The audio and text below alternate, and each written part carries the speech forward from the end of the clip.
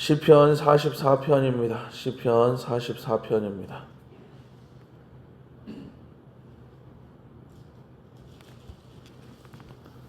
시편 44편입니다.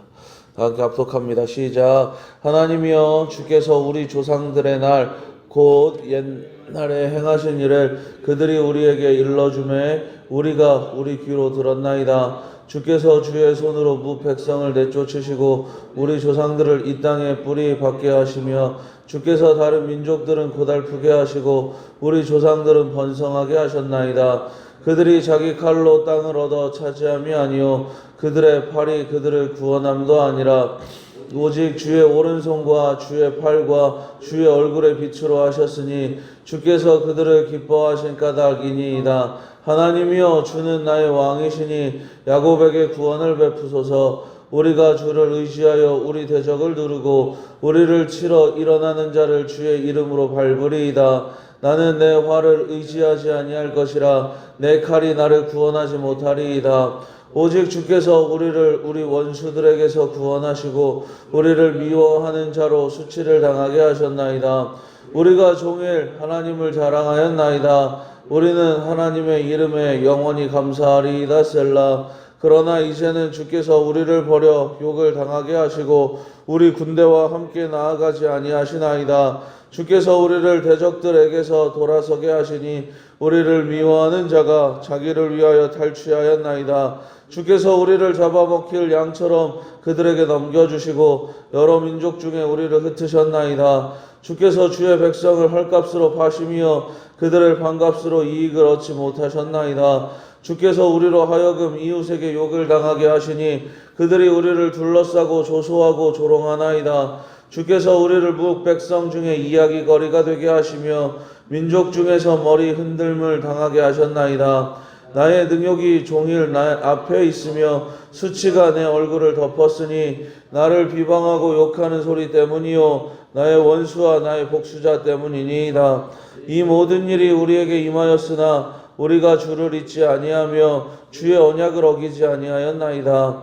우리의 마음은 위축되지 아니하고 우리 걸음도 주의 길을 떠나지 아니하였으나 주께서 우리를 승냥이의 처소에 밀어 넣으시고 우리를 사망의 그늘로 덮으셨나이다. 우리가 우리 하나님의 이름을 잊어버렸거나 우리 손을 이방신에게 향하여 폈다면 하나님이 이를 알아내지 아니셨으리이까. 무릇 주는 마음의 비밀을 아시나이다.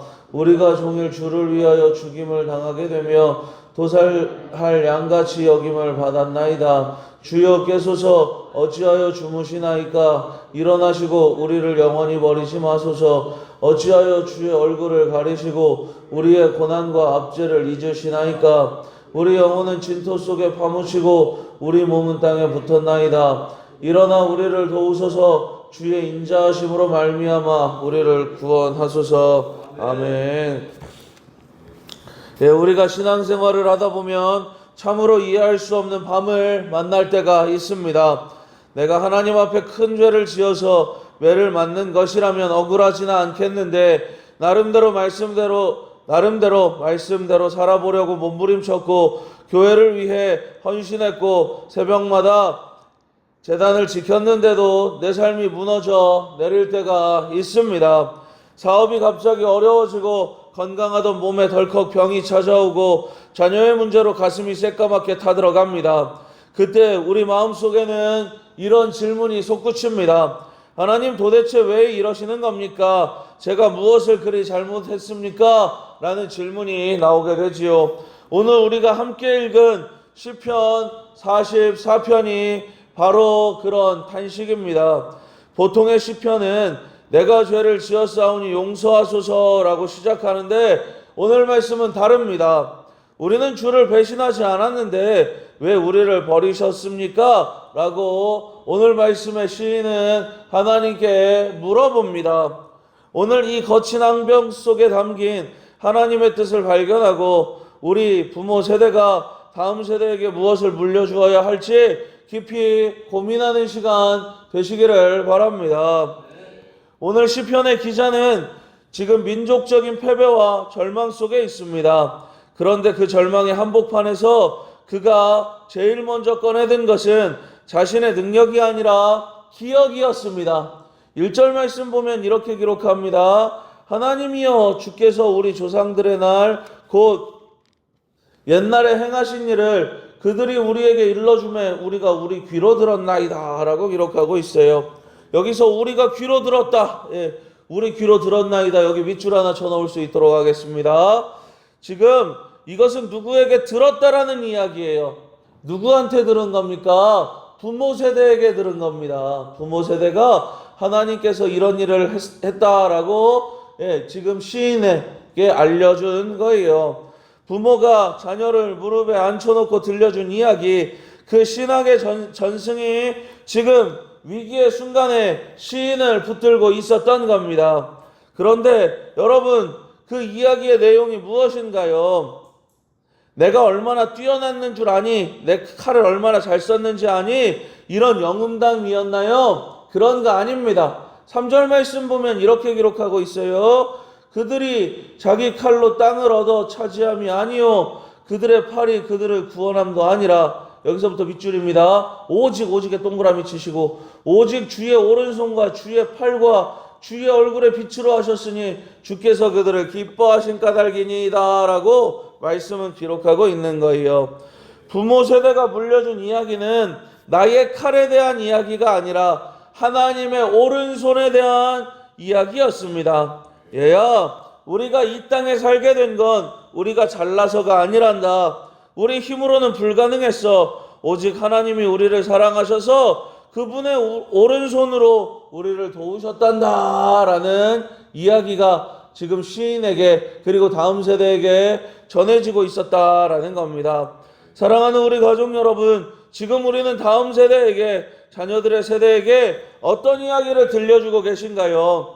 공부 열심히 해서 성공해라. 좋은 대학 가서 남부럽지 않게 살아라. 혹시 지금 열심히 살면 나중에 편할 수 있다라는 세상적인 처세술과 자랑을 가르쳐주고 있지는 않으신가요? 부모 세대인 우리가 다음 세대에게 물려주어야 할 유산은 돈이나 건물이 아니라 내 인생의 가장 밑바닥에서 나를 건져 올리신 하나님의 이야기가 담긴 기억입니다. 하나님이 행하신 일을 귀로 듣고 자란 자녀는 먼 훗날 인생의 위기가 닥쳤을 때에 하나님을 찾는 인생이 되더라는 겁니다. 여러분, 우리 자녀들을 만났을 때 우리 다음 세대에게 하나님에 대한 기억을 물려주는 인생이 되시기를 바랍니다. 이것을 우리가 다른 말로 하면 믿음을 이어주는 세대, 믿음을 물려준다라는 이야기를 하는 거예요. 세상 다른 것이 아니라 신앙의 유산을 신앙으로 말미암은 하나님을 향한 기억을 물려주는 저와 여러분들 되시기를, 그것을 다음 세대에게 전하는 우리 모두 되시기를 전심으로 소망합니다. 그러나 신앙의 현실은 그리 녹록지가 않지요. 과거에 그렇게 큰 은혜를 베푸셨던 하나님께서 지금은 침묵하시는 것 같습니다. 9절입니다. 9절. 그러나 이제는, 여기 밑줄 하나 칠게요. 이전에 하나님께서 이렇게 우리를 도와주셨는데 그러나 이제는 어떻게 하신다라는 거예요. 주께서 우리를 버려 욕을 당하게 하시고 우리 군대와 함께 나아가지 아니하시나이다 라고 시인이 이야기하고 있는 겁니다. 하나님이 우리를 돕지 않으시는 정도가 아닙니다. 11절 말씀을 보면 주께서 우리를 잡아먹힐 양처럼 그들에게 넘겨주셨다고 합니다. 목자가 양을 지켜야 하는데 오히려 푸주간에 팔아넘긴 것과 같은 상황이다라고 시인이 이야기를 하는 겁니다. 더 기가 막힌 것은 이들이 죄를 지어서 이런 일을 당한 게 아니라는 겁니다. 17절 이하의 말씀을 보면 17절 말씀 보면 이렇게 기록합니다. 이 모든 일이 우리에게 임하였으나 우리가 주를 잊지 아니하며 주의 언약을 어기지 아니하였나이다 라고 기록하고 있어요. 우리는 흔히 인과응보의 도식에 갇혀 있습니다. 잘 되면 축복, 안 되면 저주라는 공식이지요. 그래서 고난당하는 이들을 보면 저 사람 뭔가 숨겨둔 죄가 있겠지라고 쉽게 판단합니다. 하지만 여러분, 욥을 보면 어떤가요? 그리고 오늘 시편을 보면 어떤가요? 우리가 다 이해할 수 없는 하나님의 섭리 속에는 죄가 없음에도 불구하고 겪어야 하는 고난들이 있다는 겁니다. 시인은 22절에서 이렇게 절규합니다. 우리가 종일 주를 위하여 죽임을 당하게 되며 도살할 양같이 여김을 받았나이다 라고 기록하고 있어요. 이것이 성도의 현실일 때가 있습니다. 하나님을 믿는데 세상에서 조롱당하고 정직하게 사는데 손해를 봅니다. 도살장에 끌려가는 양처럼 무기력해 보입니다. 하나님은 주무시는 것 같습니다. 그런데 여러분, 여기에 놀라운 반전이 있습니다. 신약성경 로마서 8장에서 사도 바울은 이 절망적인 구절을 인용합니다. 그런데 그 결말이 무언가요? 로마서 8장 36절 37절 제가 읽어드릴게요. 기록된 바 우리가 종일 주를 위하여 죽임을 당하게 되며 도살할 양같이 여김을 받았나이다 함과 같으니라. 그러나 이 모든 일에 우리를 사랑하시는 이로 말미암아 우리가 넉넉히 이기느니라. 아멘입니다. 이게 어려움 당한 성도의 결국이다라는 거예요. 바울은 이 시편을 패배의 기록으로 읽지 않았습니다. 세상이 볼 때는 도살할 양처럼 비굴해 보이지만 바로 그 고난의 자리야말로 그리스도의 사랑에서 우리를 끊을 수 없음을 증명하는 자리라고 바울은 선포한 겁니다. 성도의 고난은 하나님께서 우리를 버리신 증거가 아닙니다. 오히려 우리 주 예수 그리스도의 남은 고난에 참여하는 영광이며 그 어떤 고난도 하나님의 사랑을 끊을 수 없다는 것을 온 우주에 증명하는 거룩한 씨름입니다. 사랑하는 여러분, 오늘 이해할 수 없는 고난의 밤에 시인은 무엇을 하나요? 23절입니다. 주여 깨소서 어찌하여 주무시나이까 일어나시고 우리를 영원히 버리지 마소서라고 시인이 절규하지요. 이것은 불경건한 외침이 아닙니다. 하나님을 진짜 살아계신 인격으로 믿는 사람만이 할 수 있는 피를 토하는 기도입니다. 시인은 마지막 26절에서 이렇게 고백하며 기도를 마칩니다. 일어나 우리를 도우소서 주의 인자하심으로 말미암아 우리를 구원하소서라고 말해요. 여기서 주의 인자하심은 히브리어로 헤세드입니다. 결국 시인이 붙든 것은 자신의 무죄함도 자신의 열심도 아니었어요. 변하지 않는 하나님의 언약적 사랑, 그 헤세드를 시인이 붙들었다라는 겁니다. 하나님, 우리는 자격 없지만 하나님은 신실하신 분이 아니십니까? 약속을 지키시는 분이 아니십니까? 하나님의 사랑으로 우리를 살려주십시오 라고 시인이 고백한 거예요. 사랑하는 가족 여러분, 이것이 우리가 가져야 할 믿음입니다. 우리가 부모된 이들로서 자녀들에게 이 믿음을 보여주는 인생이 되시기 바랍니다. 인생이 잘 풀릴 때만 하나님을 찬양하는 것이 아니라 도살할 양 같은 처지가 되었을 때에도 기어이 기도의 자리로 나아가 주여 주의 인자하심을 의시합니다 라고 부르짖는 부모의 뒷모습을 보여주시기 바랍니다.